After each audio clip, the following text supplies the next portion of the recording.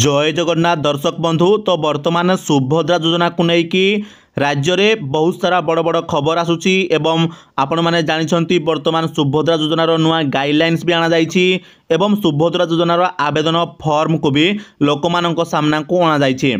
तो वर्तमान यही फॉर्म आउ ए नुआ गाइडलाइंस आसिला परे लोकमानक मध्य बहुत संदेह होउछि, बहुत प्रश्न उंकी मारुछि।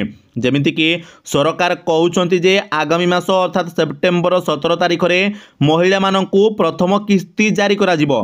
आउ एपटे आवेदन करिबा पई फॉर्म मध्य बहुत शीघ्र उपलब्ध हेबो। दिने कि 2 दिन भितर आपण मानकू एई आवेदन फॉर्म मध्य आपनक निकटस्थ अंगनवाड़ी केन्द्र, मो सेवा केन्द्र एवं ब्लॉक कार्यालय रे मागणारे मिल जिवो। तो वर्तमान कोउठी ना कोउठी लोकमानक भितरे प्रश्न उंकी मारुछि जे वर्तमान आपण जो कहिले एही कथाटी बा सरकार जो सूचनाटी देले जे आमे वर्तमान केते टाइम भितरे एही सुभद्रा योजना रे आवेदन करि पारिबु, केते टाइम हमकु दे जाइछि, केते टाइम भितरे आमे सुभद्रा योजना रो एही फॉर्म को फिलअप करिकि आमे दाखल करिबु। तो दर्शक बंधु, जेहेतु सरकार को तरफ ए ने कि कोनोसी ऑफिशियल नोटिफिकेशन आसेनी, तथापि आमे एठी जानि नेबा उचित जे जेहेतु सरकार कहउछंती जे सेप्टेम्बर 17 तारिख रे प्रथम किस्ती मिलिबो 5000 टंका।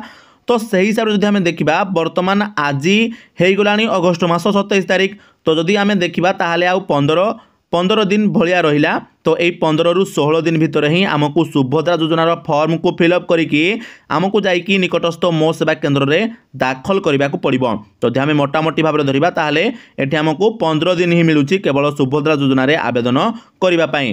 तो आपण माने शीघ्र शीघ्र जाइकी आवेदन फॉर्म को आणंतु एवं ताको पूरण करिकी आपण निकटस्थ मो सेवा केन्द्र रे दाखल करंतु। आउ दर्शक बंधु, जदि आपण माने भी एही आवेदन फॉर्म को केमिति निर्भुल भाव में पूरण करि पारिबे जानिबा को चाहुथांती ताले आपण माने हमर ए वीडियो को देखि पारिबे। जे वीडियो रे मु आपनकू संपूर्ण रूपे निर्भुल भाव में कहिछि जे केमिति आपण माने आपनक सुभद्रा योजनार आवेदन फॉर्म को पूरण करि पारिबे।